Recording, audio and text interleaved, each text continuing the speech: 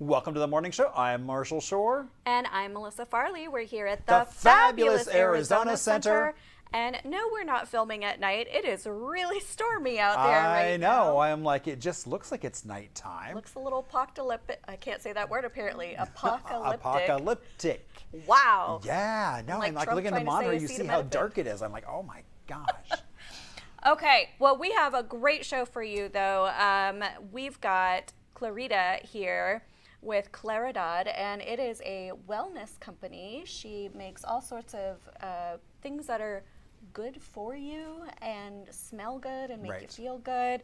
And she started that company after she had a healing journey with cancer. So we're excited to talk with her. We've also got Dr. Paul Lynch here, who is really changing the way that people are using pain management and is doing something pretty incredible. So if you know anybody in your life or yourself that are impacted with chronic pain, addiction, and are seeking maybe alternative options to opiates, you want to stay tuned in.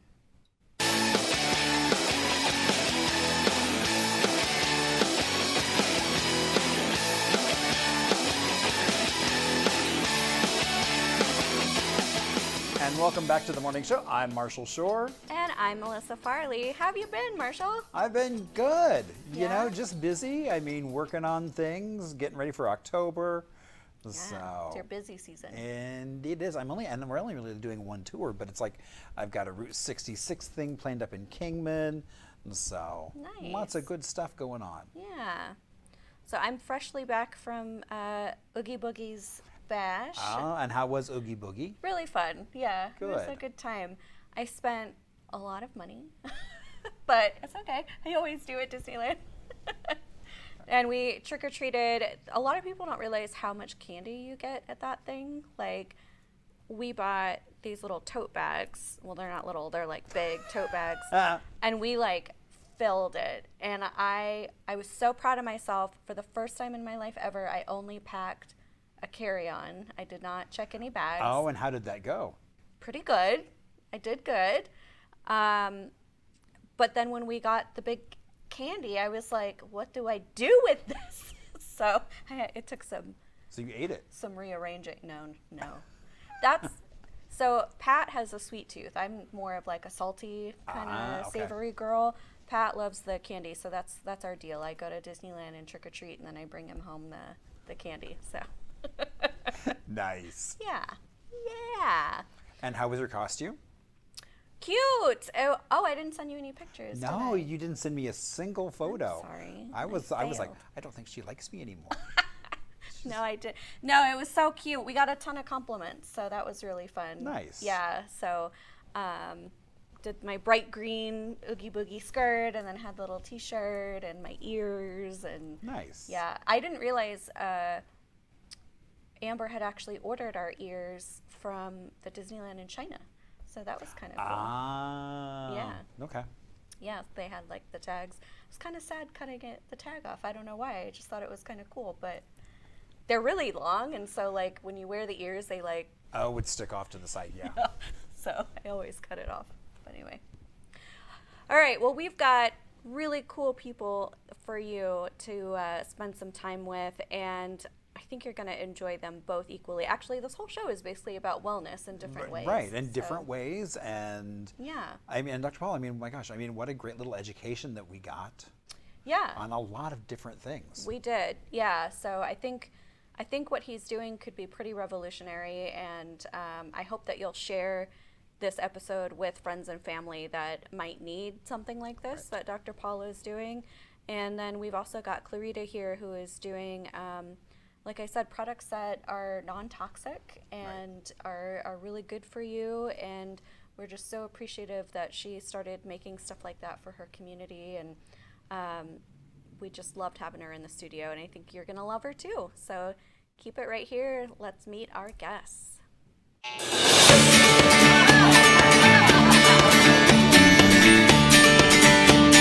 Welcome back to the morning show. I am Marshall Shore. And I'm Melissa Farley. We're here at the fabulous Arizona Center. And we are here with a fabulous guest. We have Clarita here. How are you? Thank you. I'm good. Good. Yeah. Thanks for joining us today.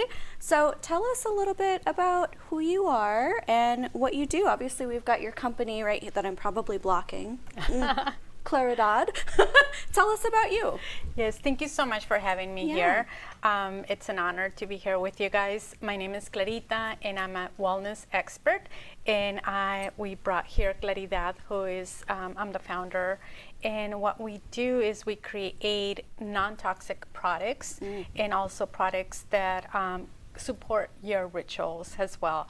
Along with, we have wellness retreats once a year, and wellness events throughout the year as well. That's awesome. Yeah. So tell us a little bit about what you've got here for us today. These smell really good. They are and I'm not usually even a candle person, but I'm like, oh, those smell really good. Those are vanilla. That's our original scent.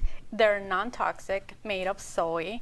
So one of the big things for Claridad, and especially on my own personal view, is create products that are non-toxic, that are clean, not just for the environment, but for us as well. Yeah. So we created Be the Light candle. It's made out of glass, if you guys see. It's kind of like a 70s retro. It's beautiful, yeah. Yes. It's really gorgeous. And what I wanted to do is not only create clean, that the products itself are clean, like the ingredients and everything, that the inside was clean, but also the outside as well. So once the candle comes to an end, it's recyclable, and you can just clean it. It's so easy to clean. So also tell us about the wick. Yeah, what is this? Because it's not It's string. No, it's a cedar wooden stick. Ooh.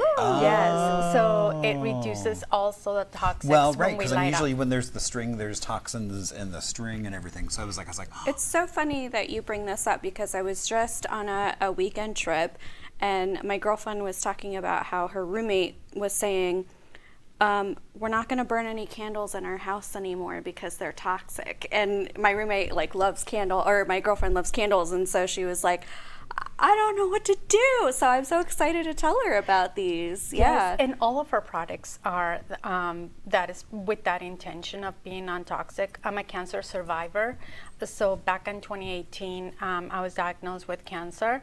And I often share my story.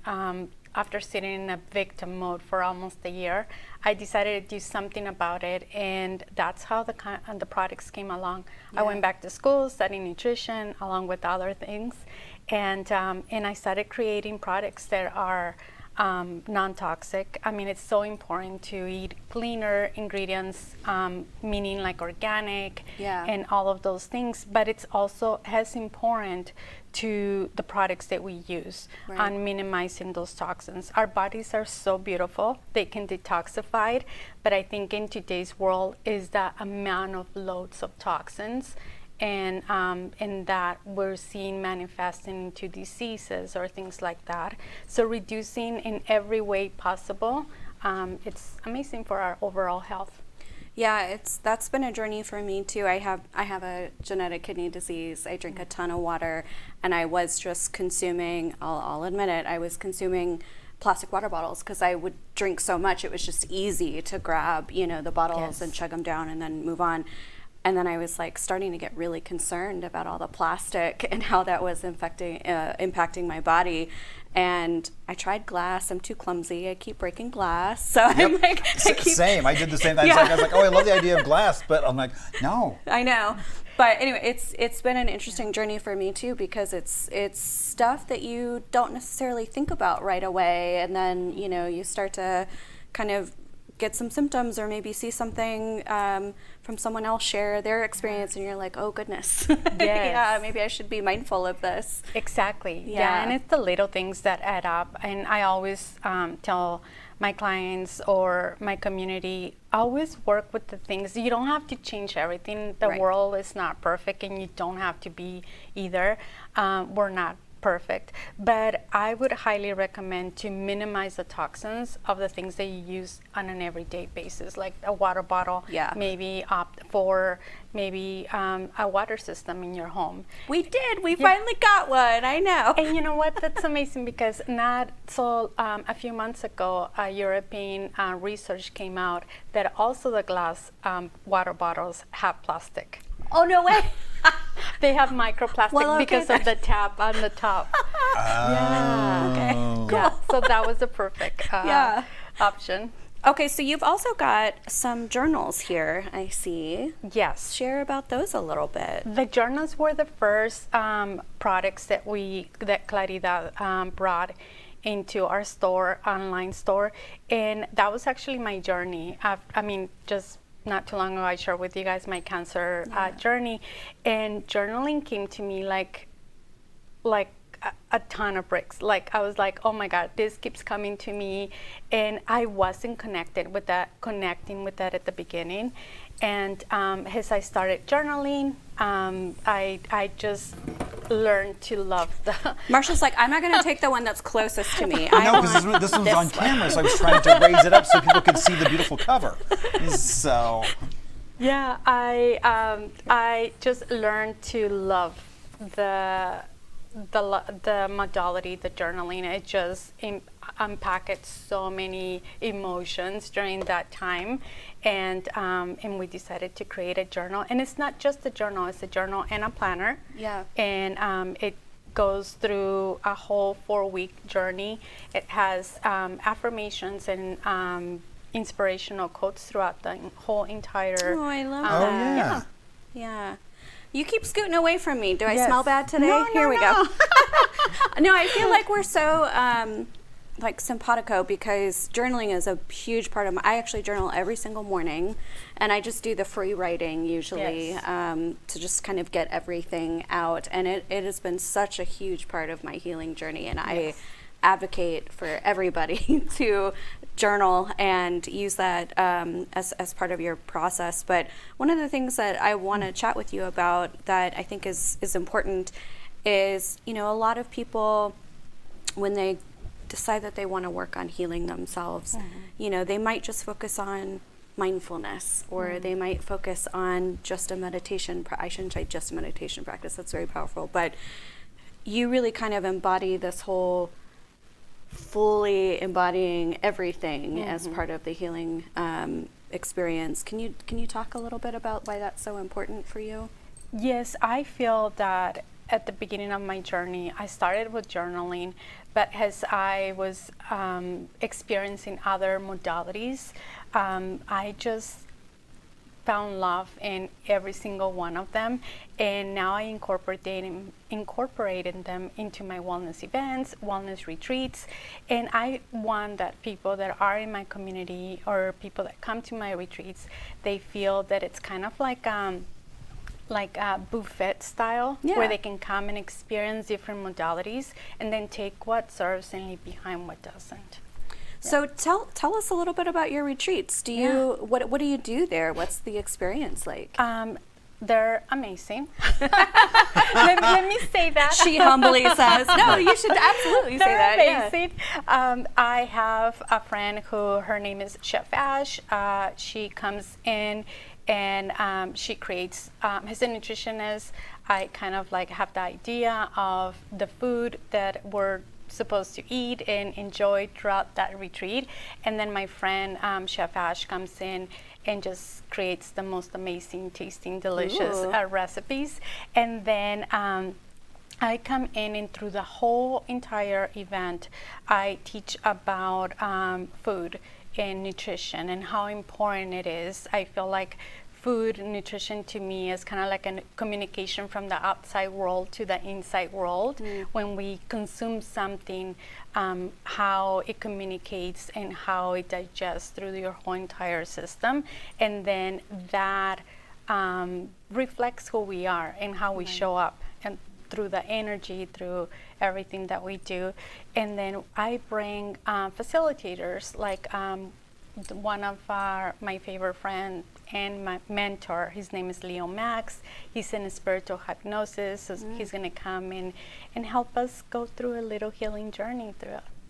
Very cool. Yeah. Well, what a transformative experience. So there's also some sprays over here, which you didn't say anything about. So I'm wondering, what are those? So this one, and you guys can spray on. This one is our sleep spray. Oh, it's calmness. It contains. Probably not right now. Well, If you start taking a nap in the middle of the show, You got this. I trust you. It's we won't not- laugh at you either. It's I not snore, gonna make you so. sleep, so but it's Cool. gonna make you. It's gonna relax you. It has Yeah. magnesium, lavender, and other incredible essential oils. Obviously, they're clean. It comes in a glass container, and you can actually spray it on your body, or you can spray it on your pillow as I well. love that. Yeah. And then here we have the calm one, and that one you can use throughout the day. Oh, it's a roller. It's a roller. I've seen a lot of folks using Is it a pull? rollers Is it a now. twist? Just Okay. basically, Yeah. Give me your wrist. yeah. Can- Yeah, it was at the art museum, and somebody was like, "Oh, I'm really stressed out." So they said, "Well, here, try this," and put a little, and so they Well, started that's just sharing been it a big around. thing with essential oils for a while. Yeah, because I used to keep some in my purse. Though I love rollers. I'm so glad you made these. And this ones also contain a different kind of magnesium, but this one is more for your vagus nerve. So whenever you feel a little bit anxious or overwhelmed, you can put it on. It's little enough that it fits in Can your. I bathe in it? Yes, you can. I'll make a bigger one, kind of like Costco one. She's like, I'll make you a tub. with a pump on it, so you can just slather it on. Exactly. Well, this is so incredible. I would love for you to share with everyone where they can learn more about you and your products and your retreats. Thank you so much. You are more than welcome to check out us on Instagram, which is Claridad Shop. And then you can also go to claridad.com. And you can also, if you are interested in my wellness retreats, you can go to claritascalante.com as well, or on Instagram is Clarita Escalante as well. Beautiful. And we'll share that contact information when her episode releases. So make sure to check that out and follow her. Again, we so often wish you all had smell-o-vision, so you could smell these candles. Well, and and these you know, and products. it's like, and I really love this idea of the cedar also. I do too, Because I'm yeah. thinking it's like that also imparts just a little bit of aroma into the candle as well. And it I'm- crackles as well, so you have that little sound too as well. Yeah. Oh, so auditory on and a beautiful rainy day like this, how Oh, lovely yes. would that be? I know. Who's got a lighter? Who's got a lighter? Faith would kill us. We're not going to lie. No, we're not. I was just joking. I mean, we Faith. might, but okay. Well, thank you so much for being here with us today. It was so beautiful to learn about your journey and that you turned something I think that was probably really devastating into something that was absolutely empowering for you and for the community. So thank you so much. And please make sure you keep watching. We've got more good stuff coming to you on the morning show.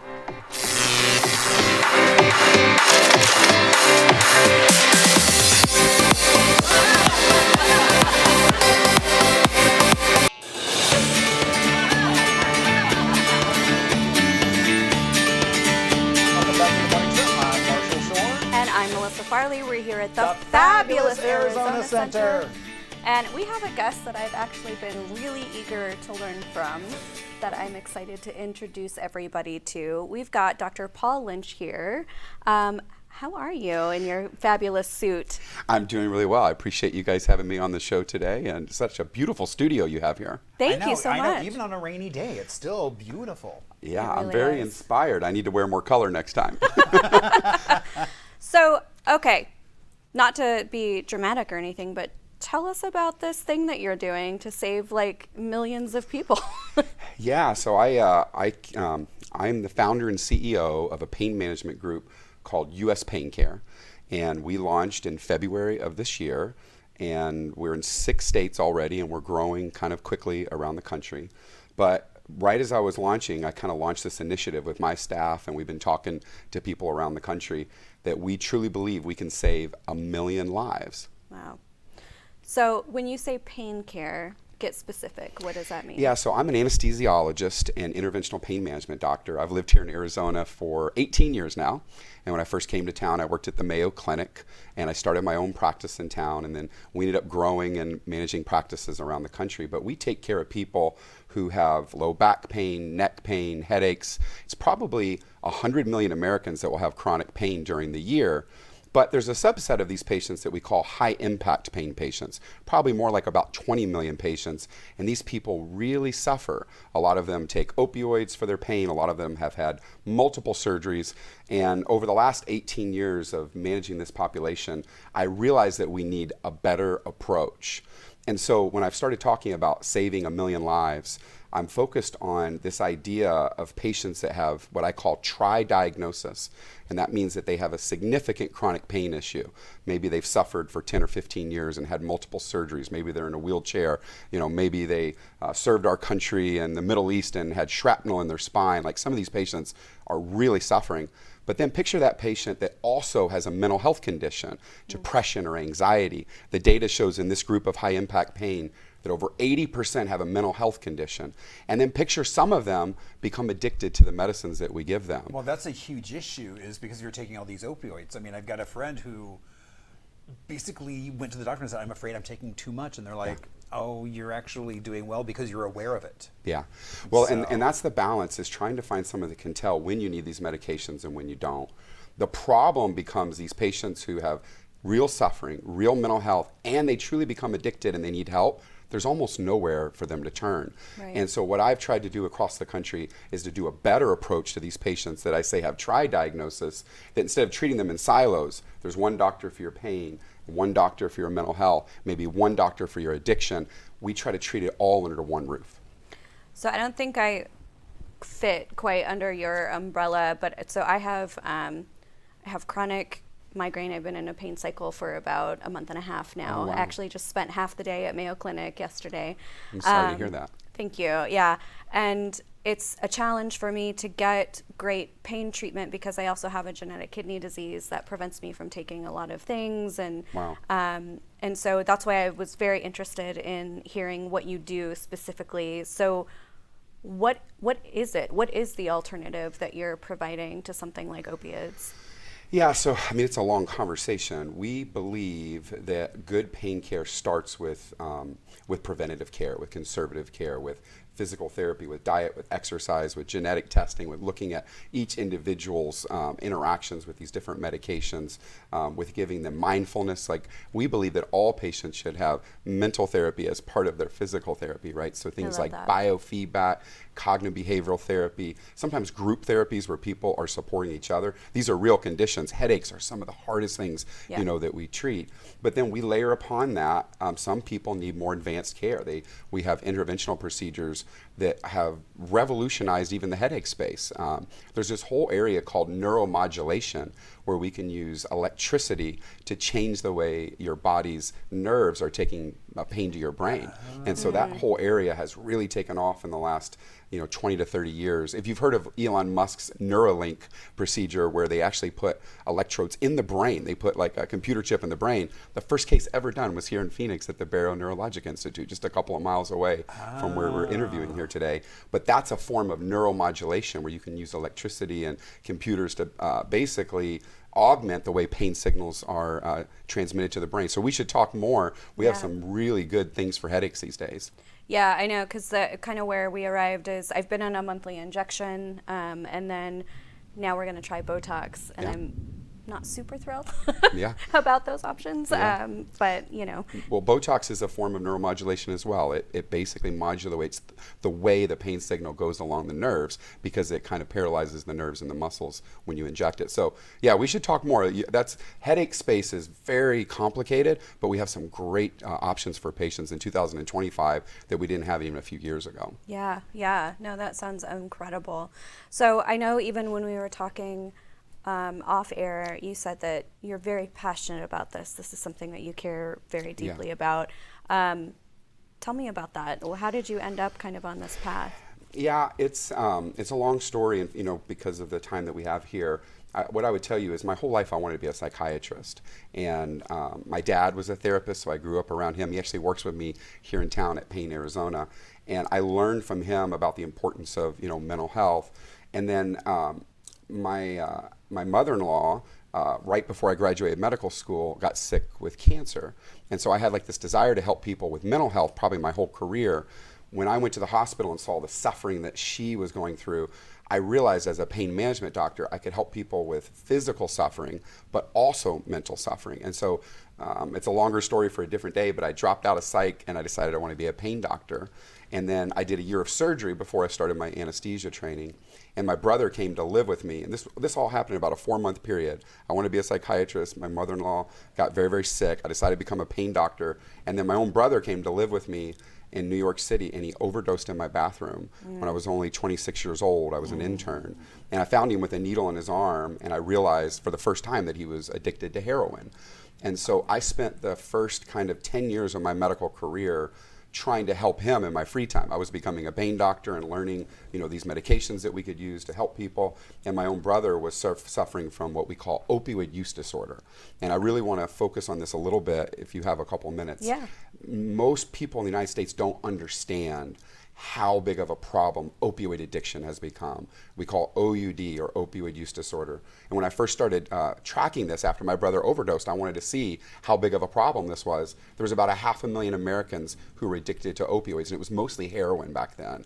Today, that number has gone to 11 million people, 11 million. And this is real data from the CDC that shows about 3.7% of adults in the United States have opioid use disorder, and about 3.6% of teenagers, like between 12 and 17, they're almost addicted at the same level as adults. And if you add it up, it's about 10.6 million people in the United States and 230,000 in Arizona alone. Yeah. So we have 230,000 people here in our state that are addicted to opioids, and we don't have a logical approach. Yeah. And so when I talk about saving 1 million lives, I'm an interventional pain doctor. I'm an anesthesiologist. My sphere is the pain space. But I really think that it's 2 or 3 different areas in our healthcare system that we have to change if we're going to save these lives. Yeah. Number 1 is emergency rooms. When people come in and they've had an overdose, if you had a heart attack and you go to a local hospital, there's a protocol in place. We call it ACLS, and we know exactly what to do to save your life. And we go through a whole protocol. When you go home, you have very clear follow-up with a cardiologist, and we know what to do.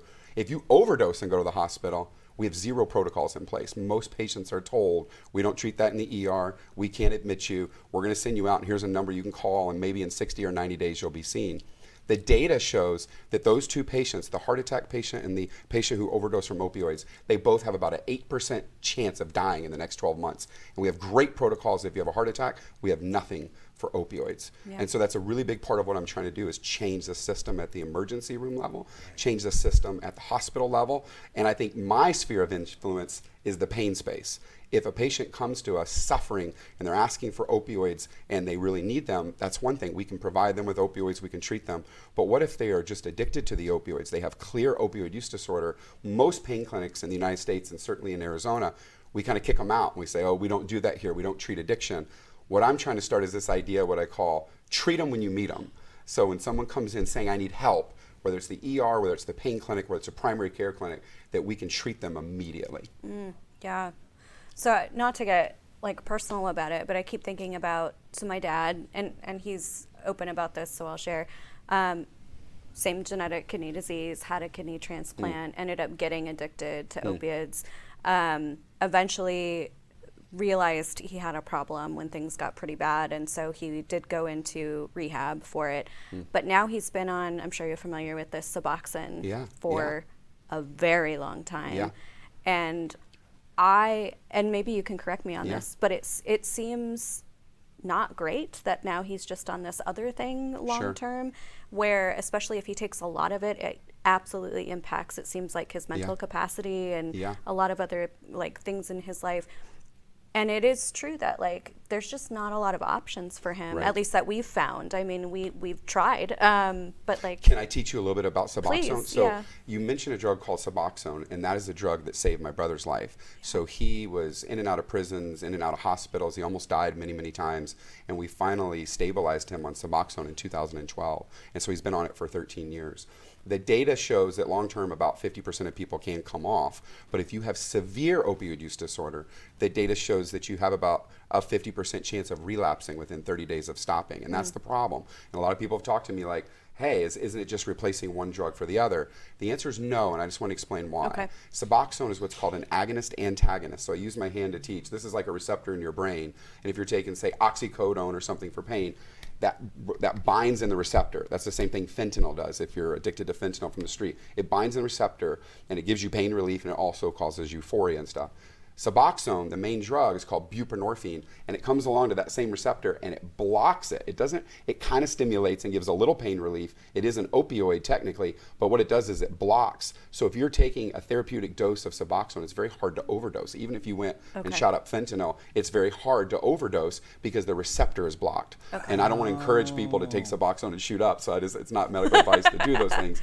But the Suboxone is almost like having the antidote in your system all the time, and so it makes it very challenging for the person who's addicted to opioid to continue. They can use, but they don't get any benefit from it because the receptor is blocked. And so that's interesting. Yeah, so we have what we call mild, moderate, and severe opioid use disorder. Okay. And it'd be important, you said it was your dad? Yeah. It would be important for your dad to talk to a psychiatrist or whoever's writing it.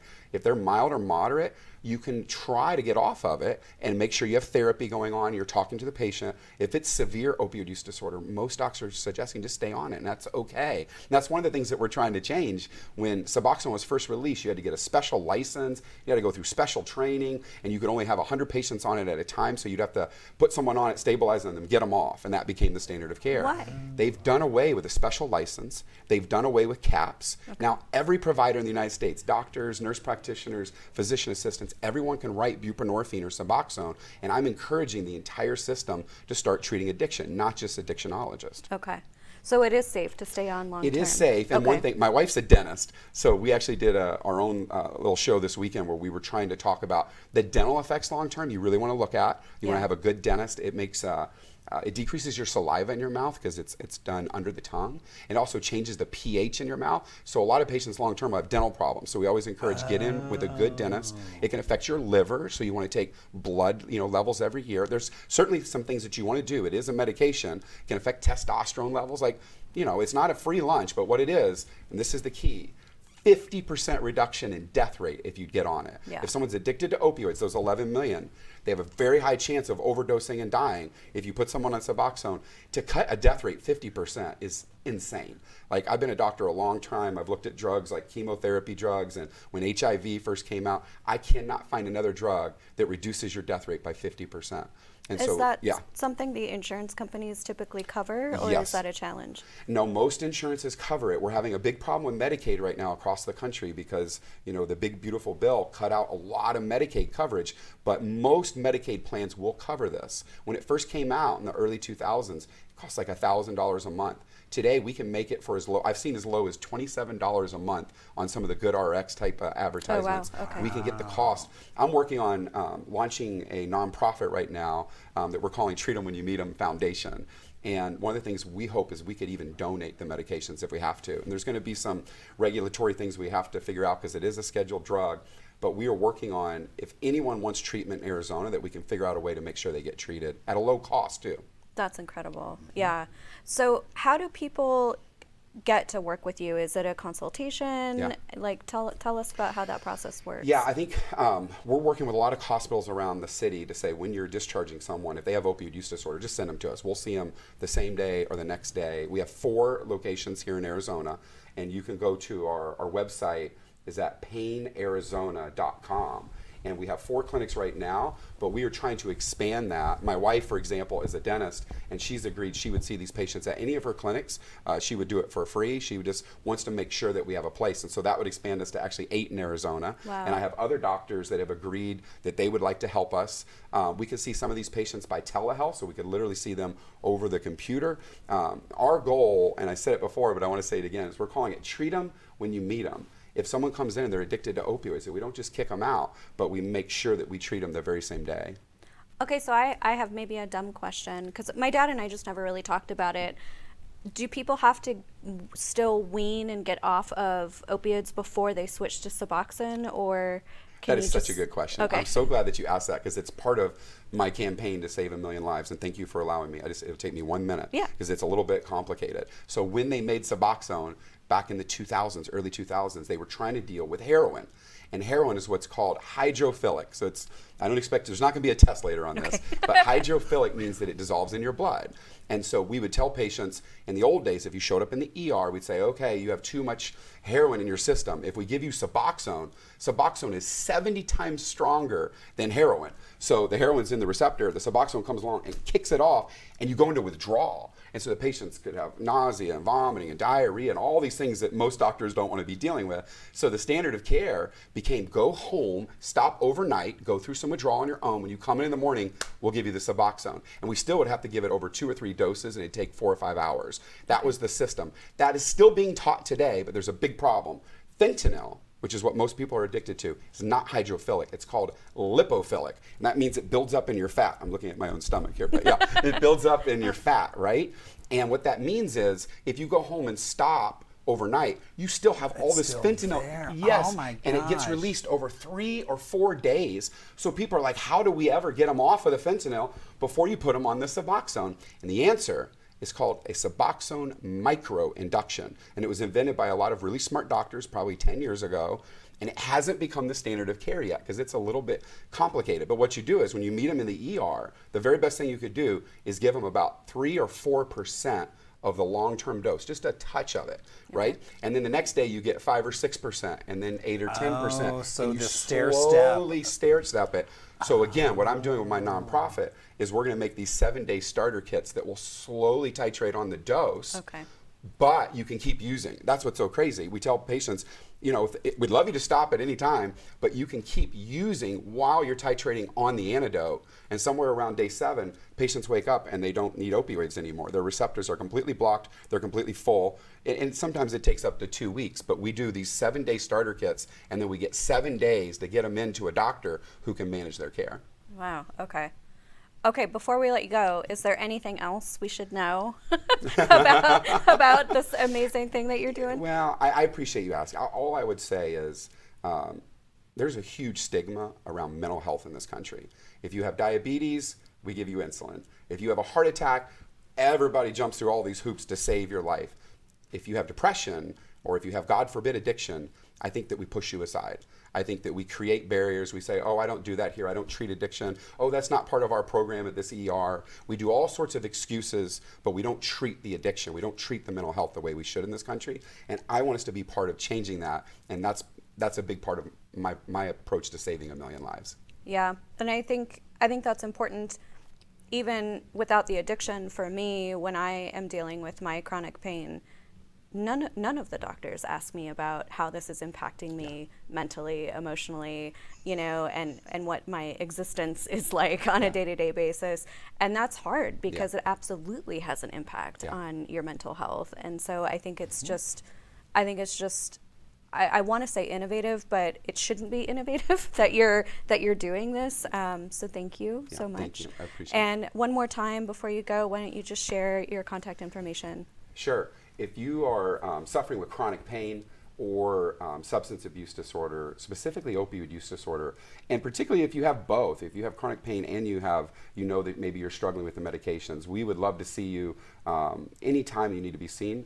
Our website is painarizona.com. We have 4 clinics throughout the valley, and we're expanding that by the day to make sure we have access. Reach out anytime. We'll see you right away. Well, Dr. Paul Lynch, everyone. Thank you so much. Thank Because you. I mean, pain is such a huge thing in some people's lives. Yeah, Absolutely. it is. We appreciate you having me on. I really appreciate you having me. Thank you. Yeah. All right. Well, we probably won't be changing the world like he is, but we do have some awesome stuff still coming at you. So that's why you keep should it stick right around, here. because we've got more cool stuff coming up.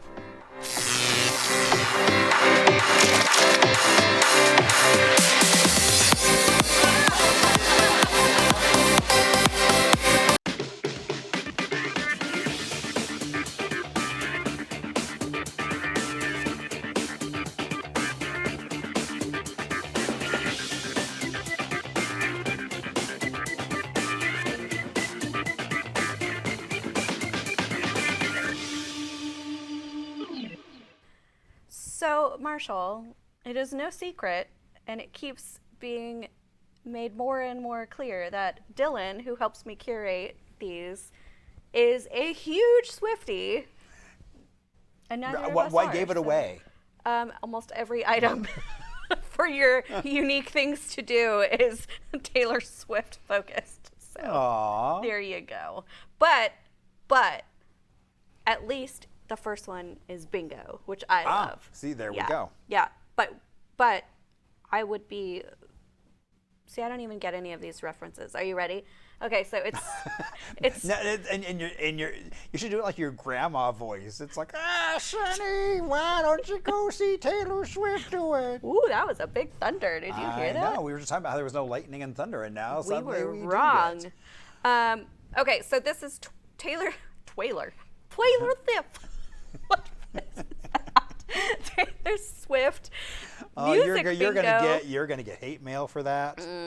at the Casual Pint in Phoenix at 6 p.m. on First Friday. You should be here, but I guess if you want to go play bingo, you can. Here's the references I don't understand. It's frightening. It's rapturous. It's beautiful.